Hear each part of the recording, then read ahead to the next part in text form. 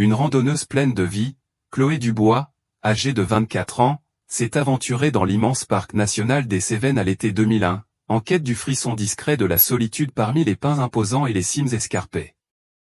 Mais elle n'en est jamais revenue, disparaissant comme si la terre l'avait engloutie tout entière.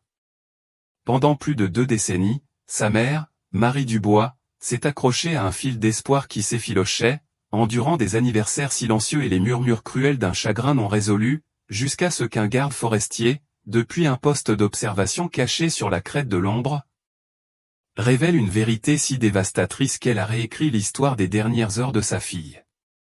L'appel est arrivé à 3h17 du matin, par une nuit d'août 2024 battue par la pluie, brisant la fragile paix que Marie avait construite autour de sa veille sans fin. C'était l'inspecteur Laurent Martin, de la police de Lozère. Sa voix, lourde du poids d'ossements anciens déterrés, a annoncé « Madame Dubois, nous avons trouvé des restes dans le parc national des Cévennes. » Les dossiers dentaires correspondent. C'est Chloé. Le monde de Marie a basculé, le téléphone glissant de ses doigts engourdis tandis que des sanglots la traversaient comme un vent de tempête. Pendant 23 ans, elle avait imaginé ce moment de 1000 façons.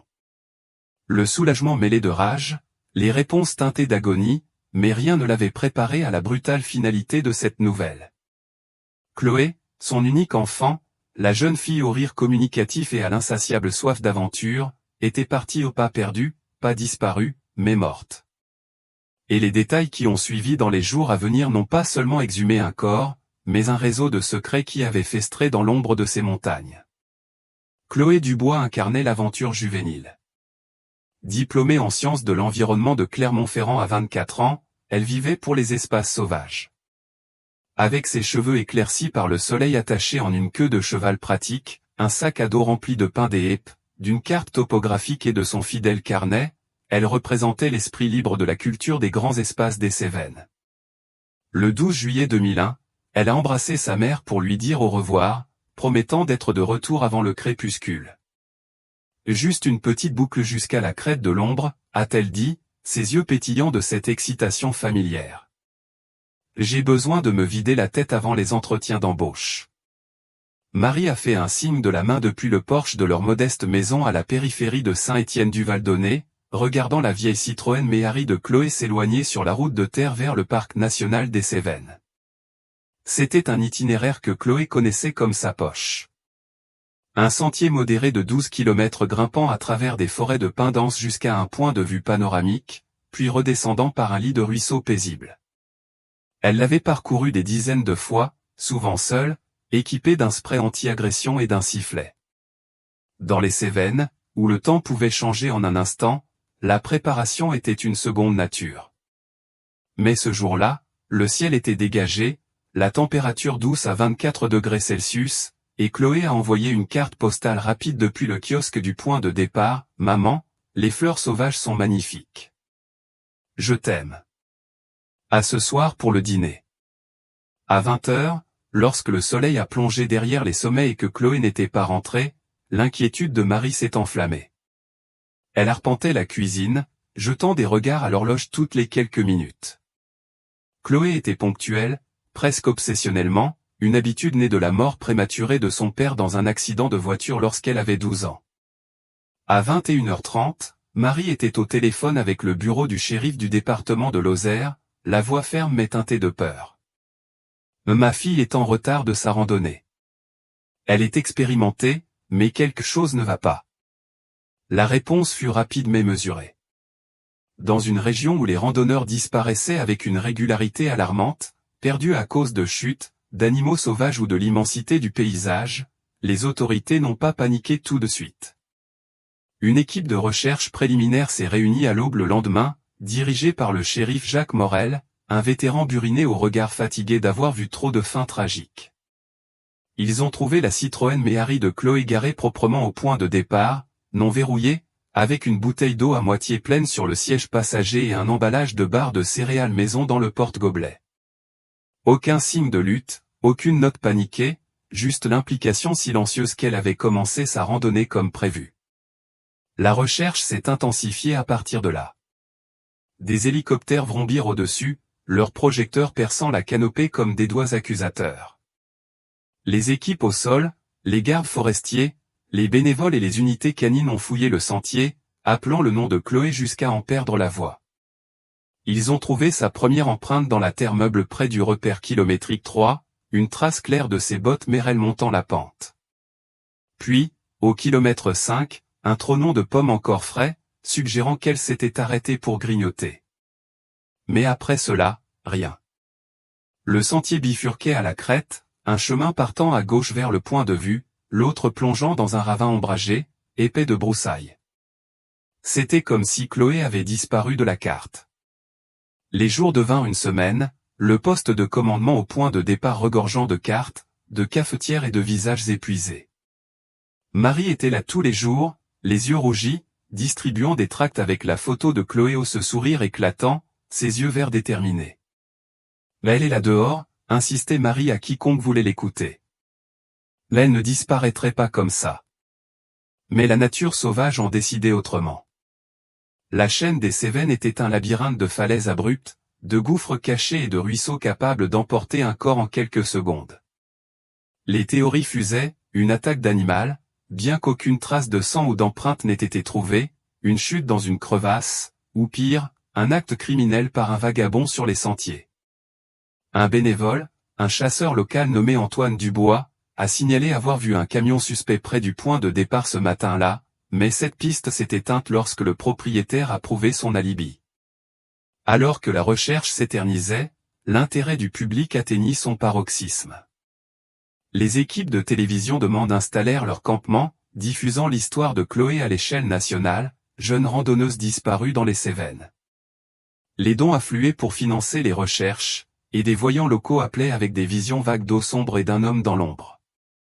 Marie apparut à l'écran, la voix brisée, « Chloé, si tu m'entends, nous venons te chercher. » Mais l'espoir s'érodait comme les sentiers sous les bottes incessantes. À la 3e semaine, l'effort officiel fut réduit, les ressources redirigées vers d'autres urgences. Les bénévoles s'éclipsèrent peu à peu, laissant Marie errer seule sur les chemins, ses appels résonnant sans réponse. L'affaire devint un dossier classé, étiqueté, probable mésaventure, mais pour Marie, c'était une blessure vive.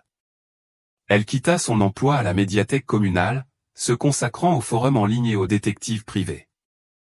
Les anniversaires passaient, marqués par des veillées aux bougies votives où des amis partageaient des souvenirs de l'amour de Chloé pour l'observation des étoiles et son rêve de préserver les terres sauvages des Cévennes.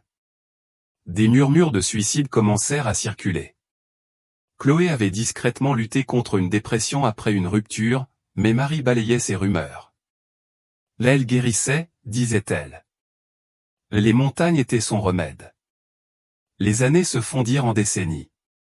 Marie vieillissait, ses cheveux devenant argentés, ses pas plus lents, mais sa détermination restait inflexible. Elle cartographiait chaque recoin du parc national des Cévennes sur les murs de sa maison, épinglant des punaises rouges pour chaque signalement rapporté, toujours des impasses. En 2005, une femme correspondant à la description de Chloé aurait été vue travaillant dans un bistrot en Ardèche. En 2012, un randonneur affirma avoir aperçu son fantôme sur la crête de l'Ombre. Toutes des pistes sans issue. Le monde continuait d'avancer, mais la vie de Marie restait figée dans ce crépuscule de juillet. Puis, au printemps 2024, une percée brisa le silence. Une équipe d'entretien des sentiers, en dégageant les débris d'une tempête hivernale, tomba sur un sac à dos usé, à moitié enfoui sous une bûche dans un ravin isolé, loin des sentiers battus. C'était celui de Chloé, identifié par le porte-clés monogrammé que son père lui avait offert. À l'intérieur, son carnet, les pages gondolées mais lisibles, avec une dernière entrée datée du 12 juillet, la crête appelle, la paix enfin. Mais glissé dans une poche latérale se trouvait quelque chose d'inhabituel, un petit couteau de poche rouillé, gravé des initiales, FL, qui n'appartenait pas à Chloé. Cette découverte raviva l'affaire. L'inspecteur Laurent Martin, un enquêteur perspicace de l'unité des affaires classées, dépoussiéra le dossier. Ce n'était pas laquelle devait être, murmura-t-il en étudiant la carte. Le sac à dos était à 3 km du sentier principal, dans un terrain trop accidenté pour une simple déviation. Et le couteau ? Il suggérait une autre présence. Les tests médico-légaux sur le sac révélèrent de faibles traces de sang, insuffisantes pour l'ADN à l'époque, mais avec la technologie moderne, un profil partiel émergea. Il correspondait à Chloé, confirmant une blessure. Mais la véritable bombe fut le couteau.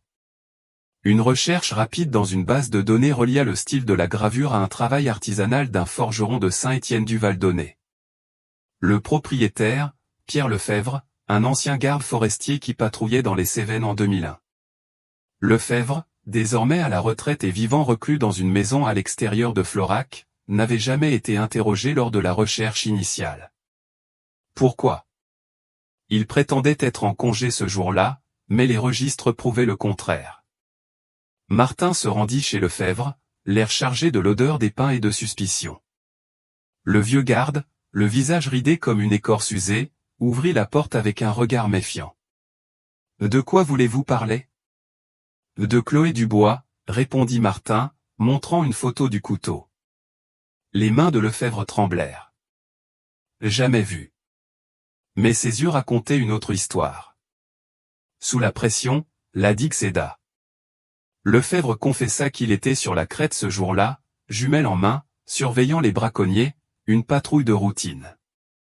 Depuis son point d'observation, il repéra Chloé sur le sentier en contrebas, s'arrêtant pour admirer la vue. Puis une silhouette émergea des arbres, un homme encapuchonné, se déplaçant avec détermination. Lefebvre observa leur dispute, l'homme saisissant le bras de Chloé.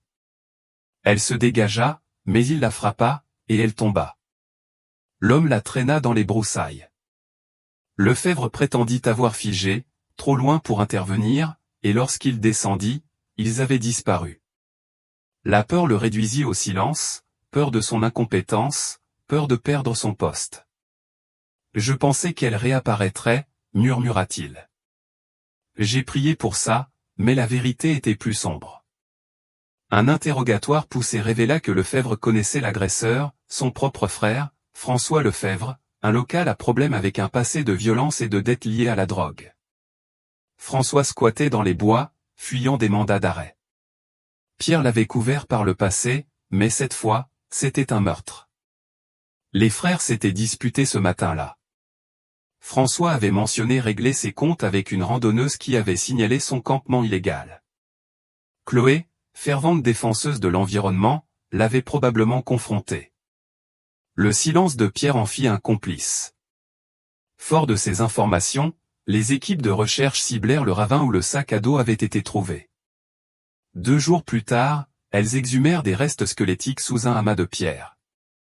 Un sac mortuaire noir enveloppa bientôt ce qu'il restait de Chloé. L'image miniature captura la dualité, son sourire éclatant dans la vie, la scène macabre de la découverte, la cause de la mort, un traumatisme contondant. François Lefebvre, mort d'une overdose en 2010, fut désigné comme le coupable à titre posthume. Pierre fut inculpé pour entrave à la justice. Pour Marie, la clôture vint avec un torrent de larmes lors de la cérémonie au cimetière. « Elle s'est battue, » dit Marie. « Ma fille l'a toujours fait. » Si cette histoire glaçante de vérité cachée vous a captivé, appuyez sur le bouton « J'aime » et abonnez-vous pour d'autres récits aux confins de la nature sauvage. Les Cévennes ont retenu leur souffle pendant 23 ans, mais les secrets, comme les corps, finissent toujours par remonter à la surface. La confession de Pierre Lefebvre résonna dans le salon dépouillé de sa maison à Florac.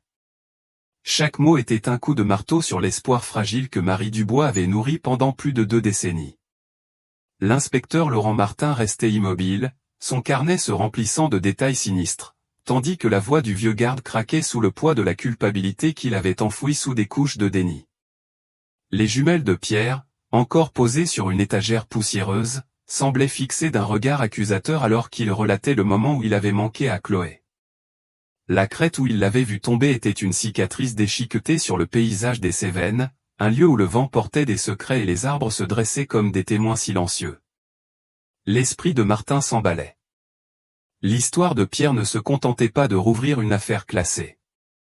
Elle dressait le portrait d'un prédateur tapi dans la nature sauvage, un prédateur que son propre frère était devenu.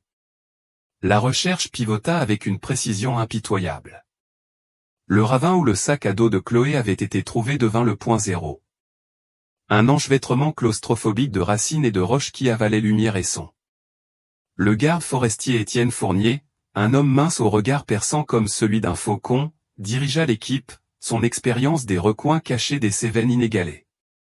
Armés de radars à pénétration de sol et d'unités canines entraînées à détecter des restes humains, ils avançaient comme une marée à travers les broussailles. L'air était épais, chargé de l'odeur de la sève de pin et de la terre humide, un arôme primal qui masquait la décomposition en dessous. Le deuxième jour, un chien nommé Scout se figea, son museau frémissant au-dessus d'un tas de pierres couvertes de mousse. Le cœur d'Étienne se serra alors qu'il écartait les débris, révélant un crâne humain, ses orbites creuses fixant le passé.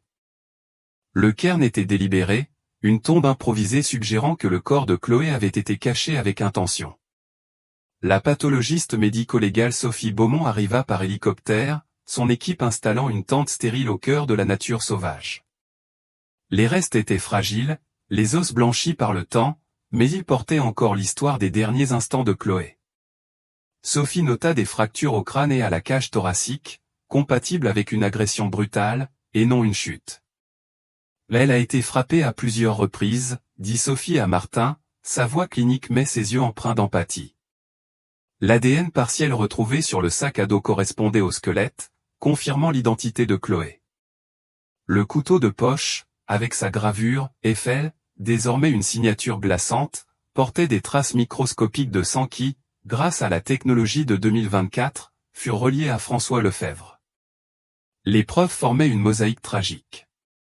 La confrontation de Chloé avec François s'était terminée par la violence, son corps enseveli pour faire taire le témoin. De retour à Saint-Étienne-du-Val-d'Aunay, Marie était assise dans son salon obscur, les murs toujours ornés des cartes de Chloé, désormais un sanctuaire dédié à une fille perdue. L'appel de Martin avait été un coup de poignard. Mais les détails l'attaque de François, la lâcheté de Pierre était une lente hémorragie.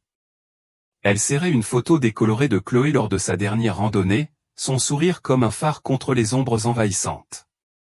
La communauté se rassembla, une veillée organisée sous un croissant de lune où les bougies votives scintillaient comme des étoiles. Elle aimait cette terre, murmura Marie à la foule réunie. Elle méritait mieux. La nouvelle se répandit rapidement. Les journaux locaux titraient « L'assassin de la randonneuse démasquée après 23 ans », ravivant l'intérêt pour une affaire devenue légende. L'arrestation de Pierre Lefebvre fut discrète. Un homme brisé par sa propre conscience. Il fut inculpé pour entrave à la justice. Son accord de plaidoyer lui évita la prison, mais dépouilla son héritage de garde forestier. François, mort depuis 2010, échappa à la justice. Son overdose fut une ultime évasion des crimes qu'il avait semés. Les Cévennes retinrent leur souffle alors que l'enquête s'achevait, mais des questions persistaient. Pourquoi Chloé avait-elle quitté le sentier? Avait-elle senti le danger et tenté de fuir? Son carnet n'offrait aucune réponse au-delà de cette dernière entrée cryptique, la crête appelle, la paix enfin. Certains y voyaient un adieu, d'autres un appel au réconfort. La vérité restait enfermée dans la nature sauvage, une pièce du puzzle perdue dans le temps. Cette découverte réorienta l'attention vers la prévention. Le garde forestier Étienne Fournier plaida pour une meilleure surveillance des sentiers, tandis que Marie fonda une association au nom de Chloé, finançant des équipements de sécurité pour les jeunes randonneurs. Pourtant, la crête de l'ombre, où Pierre avait observé, restait un gardien hanté. Son silence rappelait la vulnérabilité face à l'étreinte de la nature. Alors que Marie déposait des fleurs sur le nouveau site funéraire, une simple stèle portant le nom de Chloé, le vent porta son murmure, « Je t'ai retrouvé ». L'affaire était résolue, mais les cicatrices émotionnelles restaient profondes. Un témoignage de la capacité de la nature à nourrir et à détruire. Si le dénouement de ce mystère de 23 ans vous a captivé, appuyez sur le bouton « J'aime » et abonnez-vous pour d'autres récits des contrées sauvages indomptées. Des secrets attendent d'être découverts dans chaque ombre. Le site funéraire où Marie Dubois se tenait, les fleurs tremblant dans ses mains, marquait la fin d'une quête, mais le début d'un silence hanté qui s'abattit sur Saint-Étienne-du-Val-d'Aunay comme un épais brouillard. La stèle de Chloé, une simple dalle de granit gravée de son nom et des années 1977 à 2001, se dressait comme une sentinelle silencieuse parmi les pins. Sa présence contrastait cruellement avec la jeune fille vibrante qui parcourait autrefois ces collines. L'inspecteur Laurent Martin s'attardait à proximité, la mâchoire crispée, observant Marie s'agenouiller, ses prières chuchotées emportées par le vent doux. Le dossier était clos, mais les questions laissées en suspens rongeaient les bords de l'enquête, tirant sur des fils qui refusaient de se démêler. Le parc national des Cévennes, avec ses cimes imposantes et ses ravins ombragés, abritait plus que les ossements de Chloé. Il gardait une histoire de fragilité humaine et de motifs cachés qui exigeaient un regard plus profond. Le garde forestier Étienne Fournier retourna sur la crête de l'ombre où Pierre Lefebvre s'était tenu, ses jumelles désormais sous-scellées, remplacées par celles d'Étienne alors qu'il scrutait le terrain. L'endroit offrait une vue dominante sur le sentier en contrebas, un point d'observation qui avait transformé Pierre en témoin réticent. Étienne retraça les pas de l'ancien garde, notant comment la pente abrupte de la crête pouvait dissimuler une lutte en contrebas. Il trouva un mégot de cigarette usé près d'un affleurement rocheux, de la même marque que celle que François Lefebvre affectionnait selon les registres de police. C'était un petit indice, mais il plaçait François sur cette crête, corroborant la confession de Pierre. L'instinct d'Étienne lui soufflait qu'il y avait plus. Peut-être un campement, un signe de la vie de squatteur de François que Chloé aurait découvert par hasard. La recherche s'élargit, les équipes se déployant avec des détecteurs de métaux et des drones, leur bourdonnement faisant écho aux hélicoptères de 2001. Quelques jours après le nouveau balayage, un opérateur de drone repéra une perturbation légère dans un fourré dense hors du sentier du ravin, un abri de fortune effondré, à moitié enfoui sous des branches tombées. À l'intérieur, ils trouvèrent une boîte de conserve rouillée, un sac de couchage en lambeaux et une carte froissée marquée de croix, probablement le repère de François. Les équipes médico-légales s'y précipitèrent, dirigées par Sophie Beaumont. Le site révéla des échantillons de cheveux et une empreinte partielle, tous deux correspondant à François. Plus glaçant encore, un bout de tissu accroché à un buisson d'épines, du coton vert, identique à la veste que Chloé portait sur sa dernière photo. Cela suggérait qu'elle s'était battue, peut-être traînée vers le ravin où son corps fut retrouvé. L'analyse de Sophie confirma des traces de sang sur le tissu, un sombre témoignage de sa lutte. « Elle ne s'est pas laissée faire », dit Sophie à Étienne, la voix ferme mais les mains tremblantes en sachant la preuve. De retour à Saint-Étienne-du-Val-d'Aunay, Marie se penchait sur les pages du carnet que Chloé avait laissé, ses doigts traçant l'encre comme pour invoquer la voix de sa fille. L'entrée finale, la crête appel, la paix enfin, prenait désormais un poids plus sombre. Était-ce une résignation ou un cri désespéré d'aide? Marie contacta un expert en graphologie, espérant des réponses, mais l'analyse ne fit qu'approfondir le mystère. L'écriture montrait des signes de hâte et de stress, suggérant que Chloé savait qu'elle était en danger. L'association de Marie gagna en visibilité, organisant des ateliers sur la sécurité en pleine nature, mais ces nuits étaient consacrées à rejouer la chronologie. Pourquoi Chloé avait-elle quitté le sentier? Avait-elle vu le camp de François et l'avait-elle confronté, son zèle environnemental l'emportant sur la prudence? L'enquête se tourna vers le passé de François, révélant un schéma de petits délits, braconnage, intrusion, agression. Un ancien collègue se souvenait que François avait fulminé contre une randonneuse curieuse quelques semaines avant son overdose, laissant entendre une culpabilité qui l'avait rongé jusqu'à sa mort. Pierre, assigné à résidence, fournit plus de détails dans un entretien enregistré, sa voix monocorde empreinte de regret. Il admit avoir vu François revenir ensanglanté ce jour-là, prétendant s'être défendu.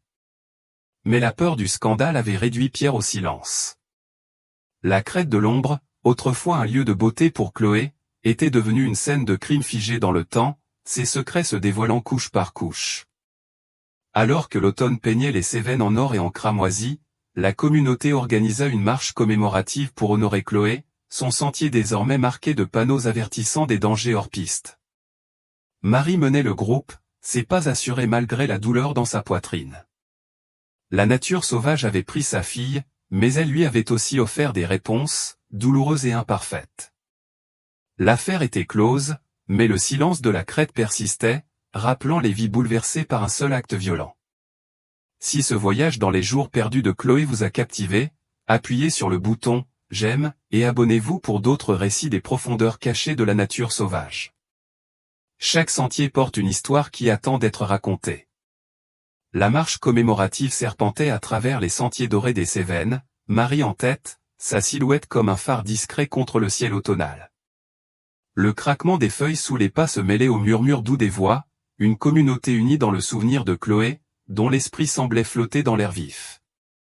Le garde forestier Étienne Fournier marchait aux côtés de Marie, ses yeux scrutant la crête de l'ombre où l'histoire de sa fille s'était achevée, un lieu désormais gravé de beauté et de chagrin. Le bout de tissu et l'abri de fortune de François Lefebvre avaient solidifié le récit, mais l'instinct d'Étienne lui soufflait que la crête cachait un dernier secret, une pièce du puzzle expliquant pourquoi Chloé s'était écartée du chemin. Alors que le groupe s'arrêtait au point de vue, Étienne s'éclipsa, ses bottes silencieuses sur le sol moussu, poussé par une intuition tenace. Il grimpa plus haut, le vent tirant sur sa veste alors qu'il atteignait une corniche étroite juste sous le sommet de la crête. Là, à moitié dissimulé par un enchevêtrement de racines, il repéra un éclat métallique, une boucle de ceinture ternie, au design complexe, différente de ce qu'un randonneur pourrait porter. À proximité, une légère dépression dans le sol suggérait que quelque chose avait été enfoui et dérangé, peut-être par des animaux ou le temps.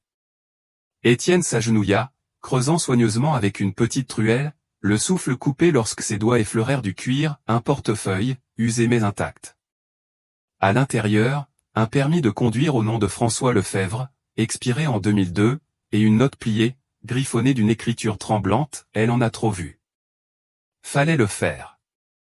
Ces mots étaient une confession, une admission glaçante que le zèle environnemental de Chloé avait croisé les activités illégales de François, probablement une opération de braconnage cachée dans les bois. L'inspecteur Laurent Martin fut appelé, son arrivée marquée par le grondement sourd d'un SUV de police naviguant sur le terrain accidenté. Le portefeuille et la note furent ensachés, envoyés d'urgence au laboratoire de Sophie Beaumont pour analyse. Sophie confirma que l'encre et le papier correspondaient aux matériaux disponibles en 2001, et de faibles empreintes sur la note correspondaient au profil de François. La boucle de ceinture fut reliée à une commande sur mesure dont François s'était vanté dans un rapport de bagarre dans un bar, le liant davantage à la scène. Ce n'était pas une attaque au hasard, dit Martin, la voix basse en examinant les preuves. Chloé a pénétré son monde, et il l'a fait taire pour le protéger. Cette révélation changea la perspective de l'affaire. Chloé n'avait pas été une victime fortuite, mais un témoin d'un réseau criminel qui avait disparu avec la mort de François. De retour dans sa maison à Saint-Étienne-du-Val-d'Aunay, Marie reçut la nouvelle avec un mélange de soulagement et de rage.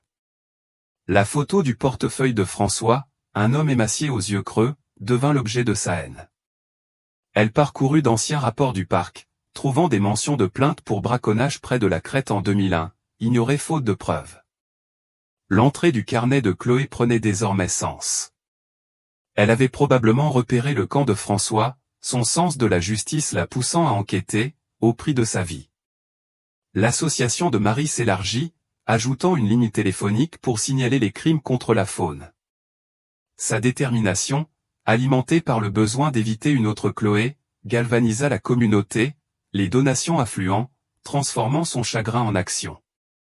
Étienne et Martin lancèrent une dernière fouille de la crête, ciblant les zones que François aurait pu utiliser pour stocker.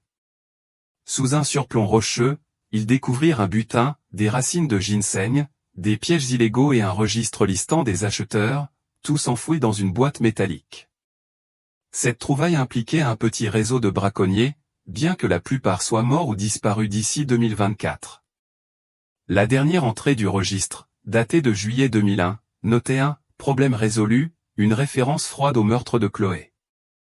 La datation médico-légale confirma l'âge du butin, bouclant la boucle des opérations de François. Pierre Lefebvre, interrogé à nouveau, s'effondra davantage, admettant avoir aidé François à enfouir les preuves après l'attaque. Son silence était un pacte né de la fraternité et de la peur. La crête de l'ombre, autrefois un lieu de paix pour Chloé, était désormais une scène de crime entièrement cartographiée, ses secrets mis à nu. Marie visita le site, déposant une couronne là où le portefeuille avait été trouvé, ses larmes arrosant la terre. « Tu avais raison de te battre », murmura-t-elle. L'affaire était complète, une tapisserie de justice tissée à partir de décennies de silence. Les Cévennes se dressaient fiers, leurs ombres allégées par la vérité révélée. Si le dénouement du sort de Chloé vous a tenu en haleine, appuyez sur le bouton « J'aime » et abonnez-vous pour d'autres voyages dans les récits inexplorés de la nature sauvage. Chaque crête cache une révélation. La couronne que Marie plaça sur la crête flottait dans la brise du soir, ses pétales un hommage fragile à l'esprit indomptable de Chloé, désormais lié à jamais au cœur rugueux des Cévennes. Le garde forestier Étienne Fournier se tenait à ses côtés, son visage buriné reflétant la lumière déclinante, tandis que l'inspecteur Laurent Martin relisait le registre une dernière fois, ses entrées critiques un ultime témoignage du sombre héritage de François Lefebvre. Le butin de ginseng et les pièges exhumés du surplomb rocheux avaient démantelé les derniers vestiges du réseau de braconnage. Mais l'air portait encore un poids, une sensation que la nature sauvage retenait un dernier murmure de l'histoire de Chloé. À la tombée du crépuscule, les yeux perçants d'Étienne captèrent un éclat dans les broussailles, un détail manqué lors des fouilles précédentes. Il fit signe à Martin, et ensemble ils s'approchèrent, découvrant un petit médaillon terni à moitié enfoui dans le sol. Le médaillon, sa chaîne brisée, s'ouvrit pour révéler une photo fanée d'une jeune femme, Chloé, son sourire rayonnant, prise des années avant sa dernière randonnée. À l'intérieur de l'autre moitié se trouvait une mèche de cheveux, sombre et fine, attachée par un fil. Sophie Beaumont, convoquée à nouveau, confirma que les cheveux correspondaient à l'ADN de Chloé, suggérant qu'elle portait ce souvenir, peut-être comme un talisman contre la sauvagerie. La découverte remua une nouvelle couche d'émotion. Marie serra le médaillon, les larmes coulant alors qu'elle le reconnaissait d'un portrait d'enfance. Mais elle le portait quand elle était petite, dit Marie, la voix brisée. Mais elle a dû le prendre ce jour-là pour la chance. La présence du médaillon près du butin suggérait que François le lui avait arraché pendant l'attaque, un trophée cruel jeté dans sa hâte d'enfouir son crime. L'enquête s'approfondit. Martin retraça le parcours du médaillon.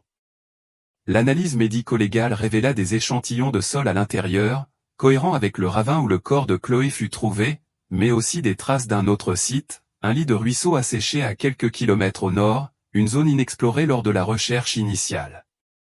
Étienne mena une équipe là-bas, leurs bottes crissant sur la terre desséchée alors qu'ils suivaient une piste de gibier à peine visible.